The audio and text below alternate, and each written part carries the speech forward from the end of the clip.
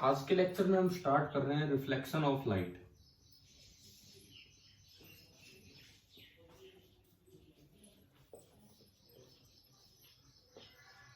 Good morning sir. Good morning. Reflection of light, यहां से हम शुरुआत कर रहे हैं।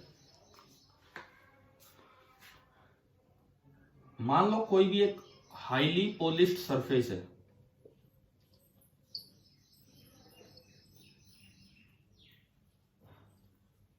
Highly polished surface such as mirror.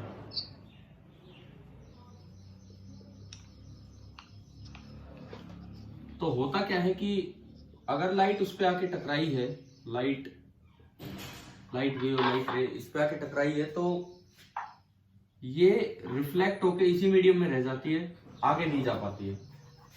या आगे कुछ पार्ट चला भी गया तो ज्यादातर पार्ट इधर ही रिफ्लेक्ट हो जाएगा। ये है इंसिडेंट लाइट,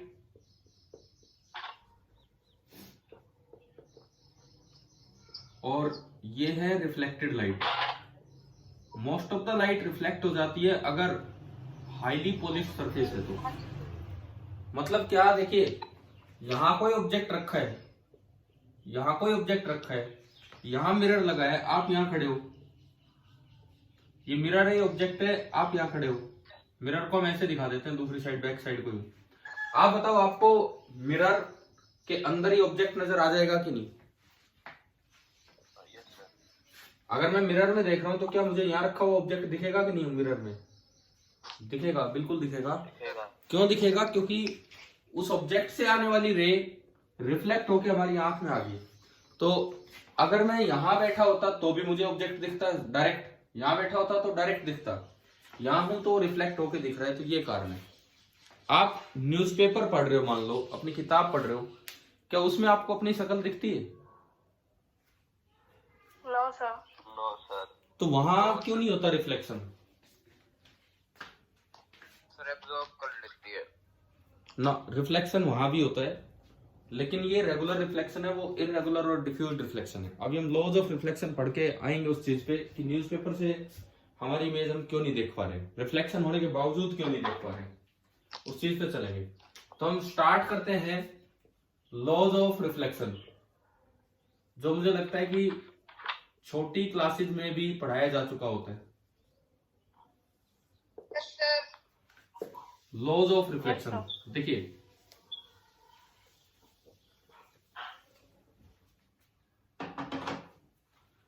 ये मान लो कोई मिरर है, कोई भी मिरर, जरूरी नहीं प्लेन मिरर, कैसा भी मिरर हो सकता है, और इस पे कोई लाइट रे आपने इंसिडेंट की, ये है इंसिडेंट रे। तो सबसे पहली बात आपको एक नॉर्मल बनाना होगा, normal to the mirror, normal to the surface, perpendicular. ये आपने नॉर्मल बना दिया। इंसिडेंट रे का नॉर्मल के साथ जो एंगल होता है उसको हम आई से रिप्रेजेंट कर देते हैं, और आई का मतलब लिया जाता है angle of incidence. Incident ray का नॉर्मल के साथ जो एंगल है that is I, and I is called angle of incidence. Clear यहां तक? ठीक है। यस। इसके बाद देखो, अब ये लाइट जो रिफ्लेक्ट होगी, दो रूल्स हैं जिससे एक सिंगल रे मिलेगी आपको। ये जो लाइट रे आपको मिली बाहर, ये है रिफ्लेक्टेड रे, ये है रिफ्लेक्टेड रे। सबसे पहली बात, एंगल ऑफ नॉर्मल, नॉर्मल के साथ रिफ्लेक्टेड रे का जो एंगल है उसे हम बोल देते हैं एंगल ऑफ रिफ्लेक्शन। तो जो आपके दो रूल्स हैं, पहला रूल ये कहता है कि angle of incidence is equal to angle of reflection. जितना एंगल ऑफ इंसिडेंस होगा उतना ही एंगल ऑफ रिफ्लेक्शन होगा। क्लियर? ये बात क्लियर है ना? ये तो पहला रूल, ठीक है। Yes sir. लेकिन ये रूल सफिशिएंट नहीं है रिफ्लेक्टेड रे देने के लिए, क्योंकि इस नॉर्मल के साथ मान लो इंसिडेंट रे का एंगल है 30 डिग्री, तो इसका मतलब नॉर्मल के साथ रिफ्लेक्टेड रे का एंगल भी 30 डिग्री होना चाहिए। अब देखो 30 डिग्री तो इधर भी हो सकता है, 30 डिग्री इधर भी हो सकता है, 30 डिग्री बाहर भी हो सकता है और 30 डिग्री पीछे भी। तो खाली एक लो से रिफ्लेक्टेड रे पूरी नहीं मिली, तो हमें एक और रूल लेना पड़ता है कि 30 डिग्री पे तो दुनिया भर की रे है, परंतु रिफ्लेक्टेड रे वो होगी जो उस प्लेन में लाई करे जिसमें इंसिडेंट रे और नॉर्मल लाई कर रहे हैं, जैसे बोर्ड के प्लेन में।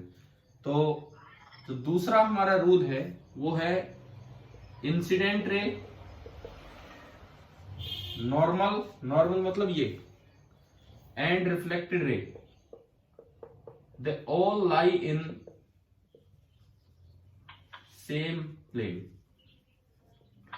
कई बार छोटी क्लास में बच्चा सोचता है कि यार ये रूल सफिशिएंट है, कई बार छोटी क्लासेस में लगता है कि ये रूल सफिशिएंट है, I इक्वल टू आर अपने आप में सफिशिएंट है, दूसरे की जरूरत ही क्या पड़ती है, दूसरे की जरूरत क्यों पड़ी, क्या अभी समझ में आया जैसे मैंने बताया। I इक्वल टू आर से तो दुनिया भर की रेज मिल जाएंगी, वही रे लेनी है जो इन दोनों के प्लेन में लाई करे, ये वाली।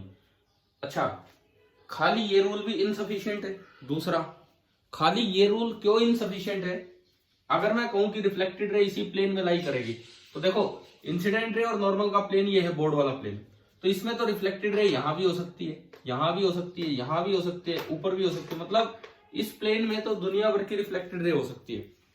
अब पहले रूल ने डिसाइड किया कि कौन सी रिफ्लेक्टेड रे होगी इस प्लेन में जो आर एंगल पे हो, यानी कि आई के बराबर वाले एंगल पे हो। तो शायद आपको लॉज ऑफ रिफ्लेक्शन दोनों क्लियर हो गए,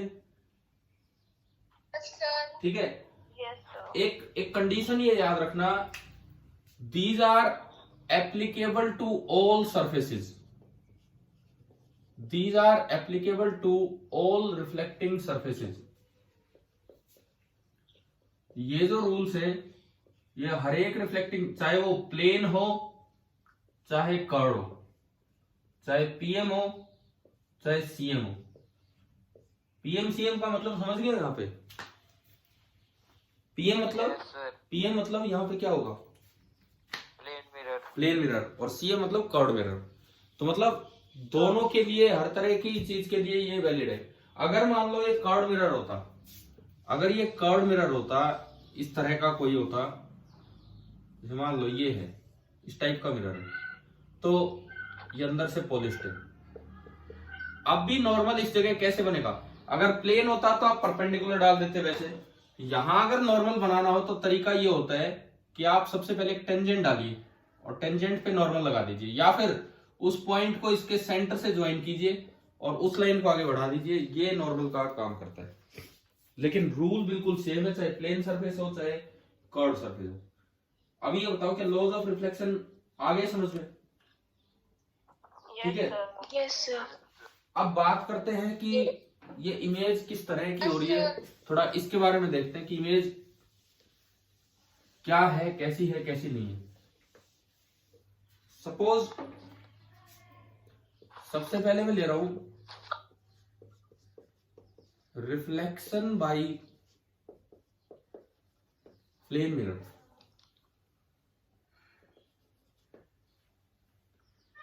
ये एक मिरर है,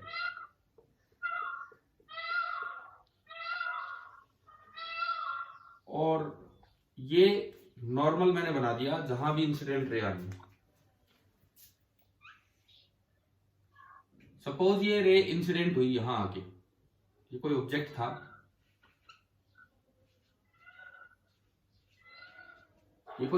और ये रे इंसिडेंट हुई है यहां आके।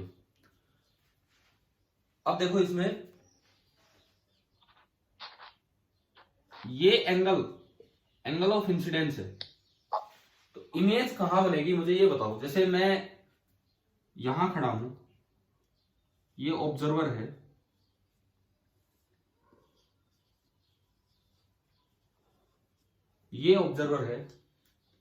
मैं आपको दो ऑप्शन देता हूं, ये मिरर है, बड़ा सा मिरर है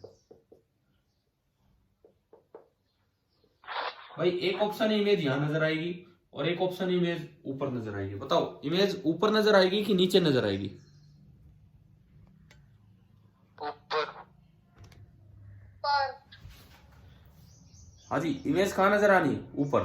तो ये रे तो यूं जा रही है इधर की तरफ, तो ये रे तो इधर जा रही है, फिर की तरफ से देखे सर। हाँ देखो, Reflection वाली। अब देखो ध्यान से सुनो। ऑब्जेक्ट ऑब्जेक्ट का मतलब होता है point of intersection of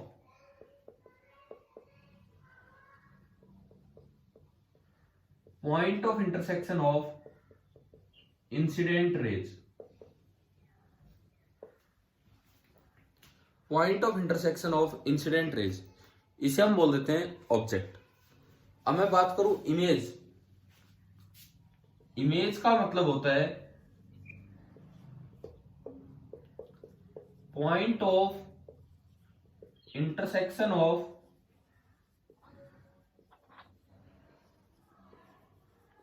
reflected raise. ये आपकी होती है इमेज। एक ऑब्जेक्ट है, एक इमेज। अब देखो इंसिडेंट रे, अगर मैं देखूं यहां से, मैं रेड कलर से दिखा रहा हूं, कलर विजिबल है कि नहीं है? कलर अलग से दिख रहा है कलर को? Yes sir. ठीक है, तो ये जो रेड कलर से जितनी भी रेज गई, ये सारी की सारी रे अगर आप देखो तो यहां मिल रही है, यानी कि point of intersection of incident raise है ऑब्जेक्ट। अब point of intersection of reflected ray होगी इमेज। रिफ्लेक्टेड रे मैं देखता हूं किसी दूसरे कलर से, ग्रीन कलर से, ये वाली रे यूं आएगी इसकी तरफ, ये वाली रे यूं आएगी इसकी तरफ, ये वाली रे यूं आएगी इसकी तरफ। तो ये कहां मिलेंगी? अगर आप इनको पीछे बढ़ाओगे कहां मिलेंगी जाके? भाई ये जो भी रे है, अगर आप इनको पीछे बढ़ाओगे तो इस साइड ही जाके मिलनी है कहीं ना कहीं। ठीक है, यानी कि इमेज यहां नहीं, इमेज यहां नहीं है, इमेज होती है point of intersection of reflected ray. तो हमें वो इमेज यहां पे नजर आ रही होगी, तो ये ऑब्जेक्ट है और वो सामने उधर उसकी इमेज होगी। पहली बात आप ये बताओ, क्या ये इतना पार्ट आ गया समझ में? Yes sir. ठीक है, अब देखिए, अब मैं एक सवाल पूछता हूं आपसे, आप उनका जवाब देने की कोशिश करना। प्लेन मिरर में इमेज बनाना बड़ा आसान है। ये मिरर है, ये बैक साइड है और ये रिफ्लेक्टिंग साइड है। कहीं भी ऑब्जेक्ट रखा हो, कहीं भी ऑब्जेक्ट, चाहे ऑब्जर्वर कहीं हो, इमेज कैसे बनेगी? कहीं भी ऑब्जेक्ट रखा हो, आप क्या कीजिए, ऑब्जेक्ट से उस पर डाल दीजिए एक परपेंडिकुलर। कहीं भी ऑब्जेक्ट रखा हो, आप ऑब्जेक्ट से उस पर डाल दीजिए एक परपेंडिकुलर। मान लो ये परपेंडिकुलर डिस्टेंस है x, ऑब्जेक्ट से प्लेन मिरर पे एक परपेंडिकुलर डाल दीजिए और सपोज ये डिस्टेंस है x। इस लेंथ को इतना ही आगे बढ़ा दो, एज इट इज x ही आगे बढ़ा दो, जहां आप पहुंचोगे वही क्या होगी, इस ऑब्जेक्ट की इमेज। यानी कि एक बड़ा आसान सा रिजल्ट ये है कि plane mirror is the perpendicular bisector of line joining object and image. Plane mirror is the perpendicular bisector of line joining the object and image. समझ में आ गया क्या ये रिजल्ट, ये रूल, कि आपको अगर बिना रिफ्लेक्टेड रे, इंसिडेंट रे डाले और डायरेक्ट इमेज लोकेट करनी हो तो प्लेन मिरर इस तरह से इमेज बनाते हैं। अब मेरा सवाल ये है, अगर मिरर कट कर दिया जाए, मान लो मिरर इतना ही है ही नहीं उधर मिरर, क्या अब इमेज बनेगी या नहीं बनेगी? यस सर बनेगी। यस। बताओ, एक बार सोच के बताओ, बननी चाहिए कि नहीं? मैंने मिरर इधर कर दिया, बनेगी सर। बिल्कुल बनेगी, अब भी इमेज बनेगी। आपको क्या करना है, जो भी मिरर की लाइन हो एक बार उसको बढ़ा लिया करो, जो भी मिरर की लाइन हो प्लेन मिरर की उसको बढ़ा लिया करो। ये रिफ्लेक्टिंग साइड है, अगर ऑब्जेक्ट उसकी रिफ्लेक्टिंग साइड में है, अगर ऑब्जेक्ट उसकी रिफ्लेक्टिंग साइड में है तो ये पक्की बात है कि इमेज बनेगी। अगर ऑब्जेक्ट इधर है तो ये पक्की बात है इमेज बनेगी, और ऐसे बनेगी। आप उस लाइन पे परपेंडिकुलर डालिए और उधर उतना ही बढ़ा दीजिए। फिर फर्क क्या पड़ा पिछली इमेज और इस इमेज में? सर वो ब्राइटनेस। ब्राइटनेस बताओ फर्क क्या पड़ा पिछली इमेज और इस इमेज में? लाइट इंटेंसिटी का। अच्छा एक बात सुनो, मेरी बात का जवाब देना। आप यहां ऑब्जर्वर हो, आप यहां ऑब्जर्वर हो, आपके पास पिछली बार भी ये वाली रे पहुंच रही थी, ठीक है? इस बार भी ये वाली रे तो पहुंच रही है।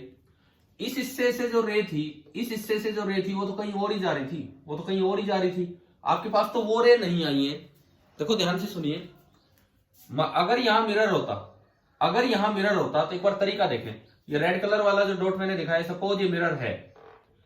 अगर ये मिरर होता तो एक रे यूं आती। अब देखो कहां जानी थी ये रे? इस तरह जानी थी कि पीछे उस पे मिलती जाके। किस तरह जानी थी कि पीछे उसी। तो इसको बढ़ाने का तरीका ये होता है कि आप पहले इमेज पे ज्वाइन करवा लो और इसको आगे बढ़ा दिया। ये बताओ ये वाली रे आई क्या समझ में? इस ऑब्जेक्ट से अगर यहां मिरर होता तो रे यूं आती और कैसे रिफ्लेक्ट होती? इस तरह रिफ्लेक्ट होती कि पीछे वहां जाके मिलती। बताइए ये पॉइंट आ गया समझ में? Yes sir. तो मिरर कटने से तो ये रे गायब हुई है। क्या ये रे पहले आ रही थी आपकी आंख पे? क्या ये वाली रे पहले आपकी आंख पे आई थी क्या? No sir. तो फिर आपको कैसे ब्राइटनेस का फर्क महसूस होगा? एक बार दोबारा से आप इस सवाल का जवाब देंगे। ये मिरर है, मान लो पहले पूरा मिरर है, सपोज कीजिए पूरा मिरर है। देखो कैसे रेज बनानी चाहिए, पहले वो तरीका देखो। मैंने माना कि ऑब्जेक्ट यहां है, मैंने माना कि ऑब्जेक्ट यहां है, तो जो इमेज होगी, अगर ऑब्जेक्ट यहां है तो जो इमेज होगी, आप सबसे पहले एक परपेंडिकुलर डाल लीजिए और उसको उतना ही आगे बढ़ा दीजिए और ये आपको इमेज की लोकेशन पता लग गई। अब आप रेज दिखा दीजिए, अब आप रेज दिखाइए। कैसे? देखिए ये कोई रे यहां आई, आफ्टर रिफ्लेक्शन कैसे बनानी चाहिए? पहले आप इमेज से डैश से ज्वाइन कर लो कि भाई यहां जानी है ये, और उसके बाद इसको रिफ्लेक्ट कर दिया। एक ये वाली रे है, एक ये वाली रे है, इसको भी पहले इमेज से ज्वाइन कर लो क्योंकि पीछे मिलनी है, जहां जाके मिलेंगी वही तो इमेज होती है। ये ऐसे गई थी। आप एक ऑब्जर्वर हो और आप यहां खड़े हो, आप ऑब्जर्वर हो और आप यहां पे खड़े हो। आपको इमेज नजर आ रही है रेड लाइट की वजह से, ना कि ग्रीन लाइट की वजह से। आपको जो इमेज, ये रेड वाला मैंने कलर दिया, ये ग्रीन वाला, तो आपको इमेज नजर आ रही है रेड की वजह से, ना कि ग्रीन की वजह से।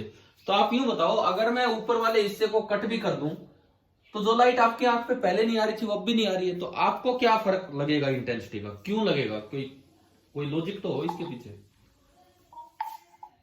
पहली बात, क्या अब आपको कोई पता लगेगा कि आपकी आंख पे रेज कम आ रही है पहले से या ज्यादा आ रही है, इस तरह का कुछ भी? No sir. No sir. तो फिर क्या इंटेंसिटी पे फर्क पड़ना चाहिए? आप बताओ, क्या इमेज कम ब्राइट हो जाएगी अब? No sir. तो ऐसे रटिए मत, नो सर। ऐसे रटिए मत। मैं बताता हूँ, ये जिस भी बच्चे ने जवाब दिया, कई बुक्स में ऐसा ही लिखा रहता है, कई बुक्स में ऐसा ही लिखा रहता है कि भाई इसको काट दिया तो इमेज की ब्राइटनेस पे फर्क पड़ जाएगा, इंटेंसिटी में फर्क पड़ जाएगा।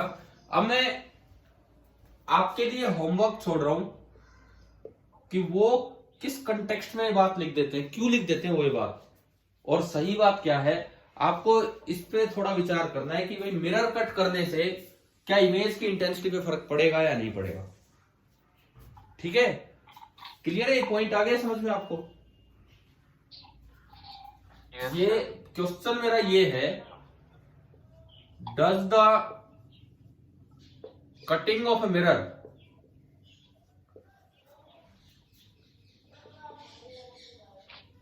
does the cutting of a mirror affect the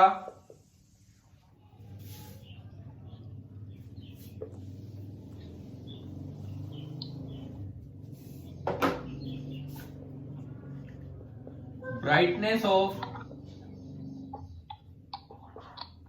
the image? हाँ भाई, सवाल क्लियर है ना अब तो, कि मिरर कट कर देने से क्या ब्राइटनेस पे फर्क पड़ता है कि नहीं पड़ता है? ठीक है, इसका जवाब देंगे अगली क्लास तक आराम से ढंग से सोच के रखें कि क्या होगा क्या नहीं होगा।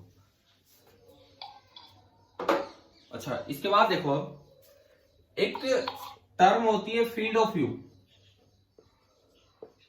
कि कितने इलाके से वो इमेज नजर आ रही है। फील्ड ऑफ व्यू का मतलब है कि कितने इलाके से वो इमेज नजर आ रही है, इसे हम बोल देते हैं फील्ड ऑफ व्यू। कैसे वो इसको देखना होता है, कहां तक इमेज नजर आएगी, उसका तरीका देखें आप। फील्ड ऑफ व्यू देखिए क्या होगा। सपोज ये मिरर है और ऑब्जेक्ट यहां है, आपको फील्ड ऑफ व्यू बनाना है। फील्ड ऑफ व्यू बनाने का मतलब है कि कितनी दूरी तक रिफ्लेक्टेड रेज पहुंच रही थी, वो आपका होता है फील्ड ऑफ व्यू। कितनी दूरी तक रिफ्लेक्टेड रे पहुंची, that is simply field of view. तो तरीका देखिए अब इसमें। सबसे पहली बात, आप इमेज लोकेट कर लो। ये एक्स है, तो आप एक्स से पीछे आगे, ये इमेज लोकेट करना तो आगे है ना, कैसे करना है, परपेंडिकुलर डाल के, प्लेन मिरर में, कर्व मिरर में नहीं, प्लेन मिरर में। ये image I. Field of view का मतलब होता है कि कितनी दूर तक रिफ्लेक्टेड रे जानी है। तो इमेज से आप दोनों एंड्स को ज्वाइन कर दीजिए, मिरर के दोनों एंड पॉइंट्स को ज्वाइन कर दीजिए और इन लाइनों को आगे बढ़ा दो। इन लाइनों को आप आगे बढ़ा दो। स्केल होना चाहिए यार आपके पास, कोई भी एक फुटा वगैरह, जिससे आप डायग्राम ढंग से बना सके। अब ये जो इलाका है, ये जो इलाका है, this is the field of view of that image, कि भाई वो इमेज इस इलाके में नजर आ जाएगी। अगर इससे बाहर हो तो वो इमेज नजर आनी नहीं आनी, और इससे बाहर हो तो वो इमेज नजर नहीं आनी। फील्ड ऑफ व्यू बनाना आ गया कि नहीं, कैसे बनाते हैं? Yes sir. Yes sir. ठीक है, कि भाई इस तरह से फील्ड ऑफ व्यू बनाया जाता है। अच्छा, अब ये बताओ, मिरर कट करने से फील्ड ऑफ व्यू पे फर्क पड़ेगा कि नहीं? Yes sir. बिल्कुल, डेफिनेटली फील्ड ऑफ व्यू कम हो जाएगा। पहले वो ज्यादा हिस्से में नजर आ रहा था, अब वही इमेज कम पार्ट में नजर आएगी। पहले वो इमेज ज्यादा हिस्से में नजर आ रही थी, अब वही इमेज कम पार्ट में नजर आएगी। तो इमेज का फील्ड ऑफ व्यू डिक्रीज होता है। पहले ज्यादा लोग उसे देख पा रहे थे, मिरर कट करने से कम लोग देख पाएंगे। देखिए, सपोज कीजिए ये कोई मिरर है,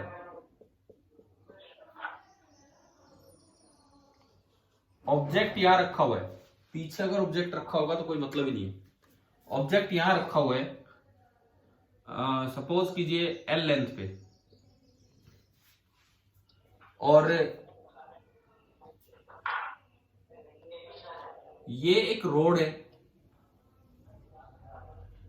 ये एक रोड है जो कि मिरर से 12 लेंथ पे है। एक रोड है जो मिरर से 12 लेंथ पे है, इस तरह से है। ये मिरर की जो लंबाई है, दिस इज ऑल्सो एल। इस रोड पे कोई आदमी चल रहा है और वो इसकी इमेज को देखते हुए चल रहा है, ऑब्जेक्ट को नहीं, मिरर में इमेज को देखते हुए चल रहा है। तो बताओ कितनी लेंथ तक उसे इमेज नजर आएगी? क्वेश्चन देख लीजिए फिर दोबारा से। क्या है, ये एक रोड है, ये एक रोड है, ये एक मिरर लगा है, इससे एल लेंथ दूर एक ऑब्जेक्ट है, 12 लेंथ ये है। तो आपको ये बताना, मैंने क्वेश्चन लिखा नहीं है, तो पिछला सवाल लिखा हुआ है, रोड पे कितनी लेंथ तक वो इधर ही देख रहा है, लगातार वो उसकी इमेज को देख रहा होगा। भाई इमेज यहां कहीं बनेगी पीछे, तो वो कितनी लेंथ तक रोड पे इमेज को देख पाएगा, ये सवाल है। कैसे करें?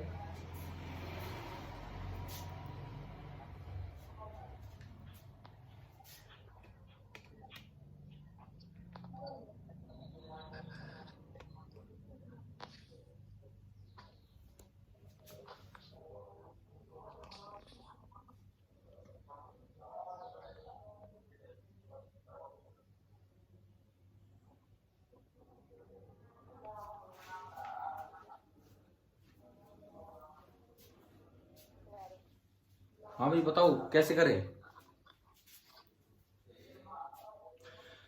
सबसे पहले इमेज बनाओ। इमेज कितना पीछे बनेगी? इमेज कितनी पीछे बनेगी, एल पीछे बनेगी। तो ये आपने इमेज बनाई, एल पीछे ही इमेज बन गई। उसके बाद उसका फील्ड ऑफ व्यू बनाओ। फील्ड ऑफ व्यू बनाने के लिए मिरर के दोनों एंड पॉइंट्स को ज्वाइन कर दो इमेज से। इस लाइन को यहां बढ़ा दो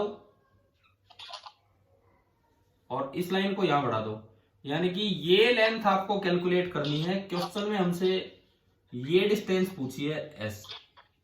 रोड पे ये वो लेंथ है जहां तक वो इमेज नजर आएगी, ना इससे पहले नजर आनी है ना इसके बाद नजर आनी है। अब बताओ ये लेंथ कैसे निकालें। मान लो मिरर को मैं बोलता हूं M1 M2 और इसको मैं बोलता हूं AB। अब मुझे AB लेंथ निकालना है। आप ये बताओ triangle ABI it's similar to triangle M1 M2I। ये बताओ समझ में आई, मतलब समझ में आया? Yes sir. ABI and M1 M2I एक एंगल कॉमन, ये वैसे इक्वल कोरस्पॉन्डिंग एंगल आगे ना, सिमिलर होगी तो रेशियो ऑफ साइड्स इक्वल होगा। तो इसकी ये साइड ऐसे और इसकी ये साइड कितनी है, मिरर की लंबाई L इज इक्वल टू। अब साइड्स का ही रेशियो बराबर नहीं होता है। अगर दो ट्राइंगल सिमिलर हैं तो उनमें साइड्स का भी रेशियो बराबर होता है और उनमें परपेंडिकुलर का भी रेशियो बराबर होता है। तो मैंने इससे एक परपेंडिकुलर डाला छोटी ट्राइंगल में और एक परपेंडिकुलर डाला बड़ी ट्राइंगल में। तो ऊपर हमने बड़ी ट्राइंगल की साइड ली थी, तो बड़ी ट्राइंगल में परपेंडिकुलर कितना है बताओ, ये परपेंडिकुलर 3L, ये 2L, ये तो 2L दिया है और L और, तो 3L अपॉन छोटी ट्राइंगल में परपेंडिकुलर लेंथ कितनी है L। तो L से L कैंसिल हो गया, तो S बराबर कितना आ गया 3L। तो आप बताओ कैसे फील्ड ऑफ व्यू कैलकुलेट करना है, कितनी लेंथ तक ये दिख पा रहा है, क्या ये सारा समझ में आया कि नहीं आया? Yes sir. सर ठीक है। अब कई बार इसी सवाल को ऐसे भी पूछ लेते हैं कि भाई ये आदमी एक कांस्टेंट स्पीड, फिर समझा दो। एक बार फिर समझाऊं। देखिए M1 M2 एक मिरर है, उससे L लेंथ इधर ऑब्जेक्ट था, इस 2L लेंथ दूर एक रोड है, इस रोड पे एक आदमी चल रहा है ऑब्जर्वर। हमसे पूछा है कि आदमी कितनी लेंथ तक इमेज को देख पाएगा, तो उसके लिए मुझे इमेज का फील्ड ऑफ व्यू बनाना पड़ा। कैसे बनाया? ऑब्जेक्ट अगर L लेंथ इधर है तो एक परपेंडिकुलर डाल के उधर बढ़ जाओ तो इमेज L लेंथ उधर होगी। क्या इतना आ गया समझ में यहां तक? ठीक है। फिर फील्ड ऑफ व्यू कैसे बनाया? इमेज से मिरर के दोनों एंड पॉइंट्स को ज्वाइन करके बढ़ा दिया।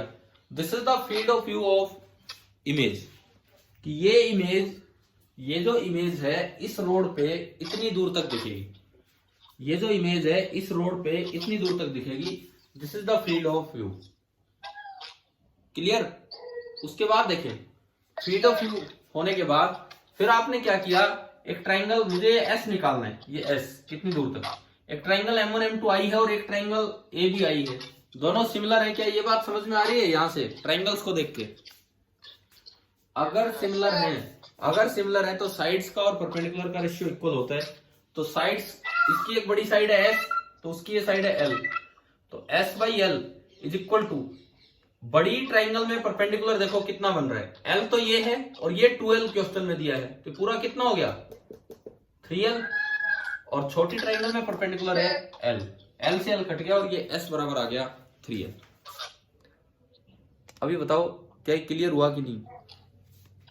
सर ठीक है। अब मैं कह रहा हूं इसी सवाल को इस तरीके से भी पूछा जा सकता था कि ये जो आदमी है, ये जो ऑब्जर्वर है, एक कांस्टेंट स्पीड v से चल रहा है, एक कांस्टेंट स्पीड v से चल रहा है, तो बताओ कितनी देर तक, कितनी दूर तक नहीं, कितनी देर तक ये इमेज को देख पाएगा?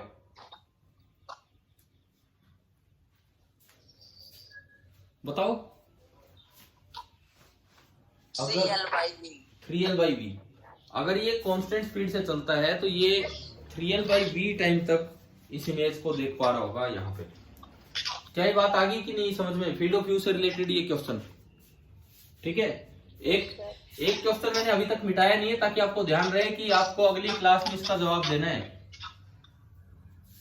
दिख रहा है ना ये सवाल कि मिरर कट करने से इमेज की ब्राइटनेस या इंटेंसिटी पे फर्क पड़ता है कि नहीं पड़ता है? इस सवाल का जरूर आपको जवाब देना है बाद में, ठीक है। अब बात करते हैं ये इमेज है कैसी। ये तो पीछे इमेज बन रही है, अगर मैं मिरर के पीछे जाके देखूं तो वहां कुछ दिखेगा मुझे या नहीं? अगर मैं मिरर के पीछे जाके देखूं तो वहां कुछ दिखेगा या नहीं दिखेगा? No sir. अच्छा, दूसरी बात, अगर मैं वहां कोई स्क्रीन लगा दूं, स्क्रीन मतलब दीवार या बर्तन थाली कुछ भी, तो क्या उसकी फोटो उस पर नजर आ जाएगी पीछे? No sir. यानी कि ऐसी इमेज बिल्कुल नजर नहीं आएगी। ऐसी इमेज को बोलते हैं कि ये कैसी इमेज है? Virtual image. वर्चुअल। मतलब हमें दिख रही है लेकिन पीछे कुछ है नहीं। ऐसी कोई भी इमेज जो उस साइड बने जहां रेज नहीं जा पा रही, ऐसी कोई भी इमेज जो उस साइड बने जहां रेज नहीं जा पा रही, मतलब अगर रिफ्लेक्टेड रे रिफ्लेक्शन के बाद फैलने लग रही है, अगर रिफ्लेक्टेड रे रिफ्लेक्शन के बाद फैलने लग रही है और उनको पीछे बढ़ा के आपको मिलाना पड़ा, तो वो इमेज है वर्चुअल इमेज। प्लेन मिरर एक वर्चुअल इमेज बना रहा है एक रियल ऑब्जेक्ट की। कोई भी रियल ऑब्जेक्ट रखा था उसकी प्लेन मिरर ने वर्चुअल इमेज बनाई है। रियल या वर्चुअल कैसे डिसाइड होता है? अगर जो पॉइंट ऑफ इंटरसेक्शन आप निकालते हो अपने आप रेज मिली तो वर्चुअल ना रियल, और अगर वो फैलती जा रही है और पीछे बढ़ा के मिलानी पड़ी है तो वो आपकी हो जाएगी वर्चुअल। अभी बताओ, क्या प्लेन मिरर से रिफ्लेक्शन आया है समझ में यहां तक? Yes sir. Yes sir.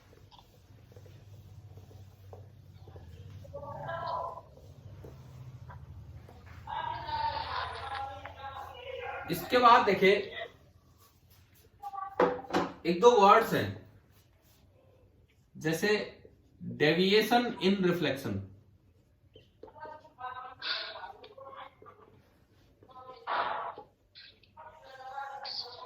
Deviation इन रिफ्लेक्शन, ये देखना हमें, ये क्या होता है।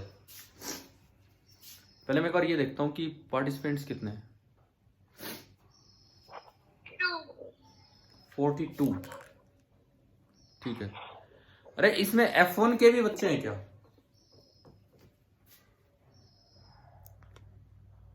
यस सर, 2-3 है। सर एक आध है। कोई बात नहीं, देख लो इधर। डेविएशन इन रिफ्लेक्शन, इसका क्या मतलब है ये समझते हैं। ये एक कोई भी मिरर आपने लिया, ये इंसिडेंट रे आई, ये नॉर्मल था और ये रे इधर बैंड होगी, रिफ्लेक्टेड रे बन के इधर चलेगी। ये था आपका एंगल ऑफ इंसिडेंस, ये रे यूं जा रही थी, यूं ये रे इधर की तरफ जा रही थी, यानी कि this is the direction of incident ray.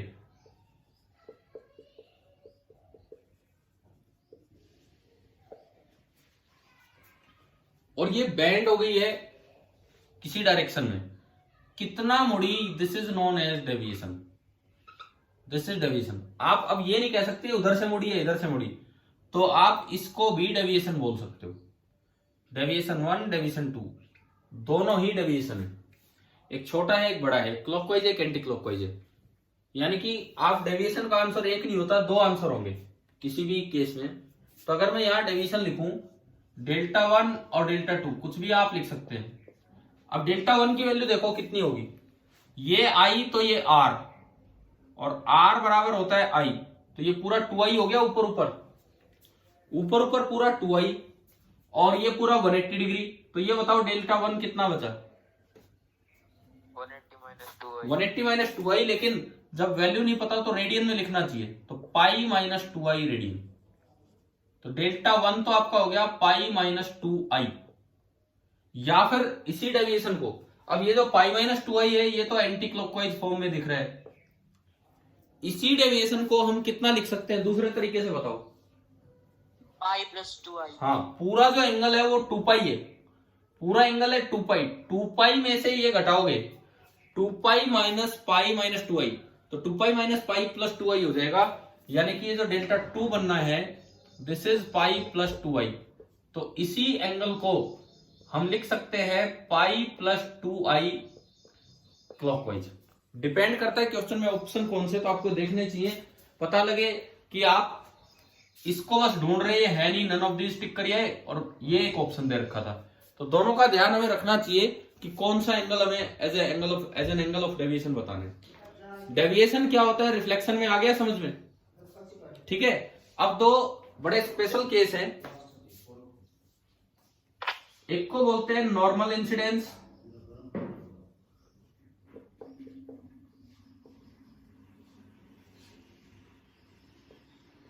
और एक को बोलते हैं ग्रेजिंग इंसिडेंस।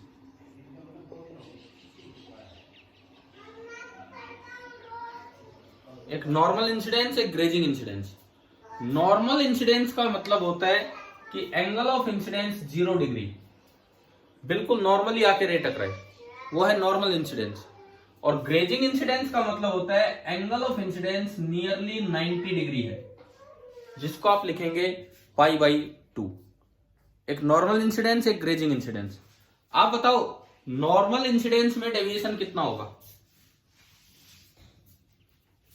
0 या फिर 350। बिल्कुल गलत जवाब। मैं फिर दोबारा पूछता हूँ, बोर्ड पे फॉर्मूले लिखे हुए हैं, बोर्ड पे नॉर्मल इंसिडेंस लिखा हुआ है, बिल्कुल ही गलत जवाब था जिसने भी दिया। नॉर्मल इंसिडेंस में एंगल ऑफ डेविएशन कितना होगा? 90. ये भी बिल्कुल गलत जवाब। अरे बोर्ड पे फॉर्मूले लिखे हैं, बोर्ड पे नॉर्मल इंसिडेंस लिखा है। नॉर्मल इंसिडेंस में एंगल ऑफ डेविएशन कितना होगा? 45 डिग्री. 0 डिग्री. सारे यार क्या कर रहे हो आप, इधर देखो। नॉर्मल इंसिडेंस में आई कितना है? 135 डिग्री. सारे गलत दे रहे हो, सारे के सारे गलत। इतने ऑप्शन भी नहीं होते, 4 ही ऑप्शन होते हैं। इधर सुने, 180 डिग्री. अरे हाँ ये सही है। ये बोर्ड पे लिखा हुआ भाई, नॉर्मल इंसिडेंस में आई 0 होता है। आई 0 इसमें रख लो, इसमें रख लो, पाई आ रहा है, तो जो डेविएशन होगा दैट इज 180 डिग्री या पाई रेडियन। क्यों? इधर सुनो, नॉर्मल इंसिडेंस ये होता है, ये होता है नॉर्मल इंसिडेंस की रे बिल्कुल सीधी आके टकराए। अगर बिल्कुल सीधी आके टकराएगी तो नॉर्मल के साथ इसका एंगल ऑफ इंसिडेंस 0 हो गया कि नहीं, बताओ। नॉर्मल के साथ इस रे का एंगल ऑफ इंसिडेंस 0, ये एज इट इज वापस चली जाएगी, ये एज इट इज वापस चली जाएगी। तो आई अगर 0 है तो आर भी 0 हो गया।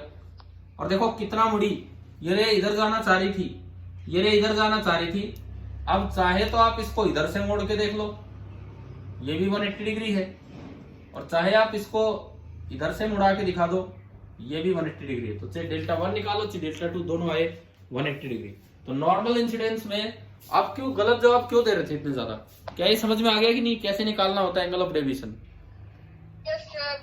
और आखिरी, 1 मिनट रह गया. हाँ आखिरी बात पढ़ा रहा हूँ बस। ग्रेजिंग इंसिडेंस, मान लो ऐसा कोई मिरर है, प्लेन नहीं है, ऐसा कोई मिरर है, ग्रेजिंग मतलब इसको टच करते हुए निकल गिरे।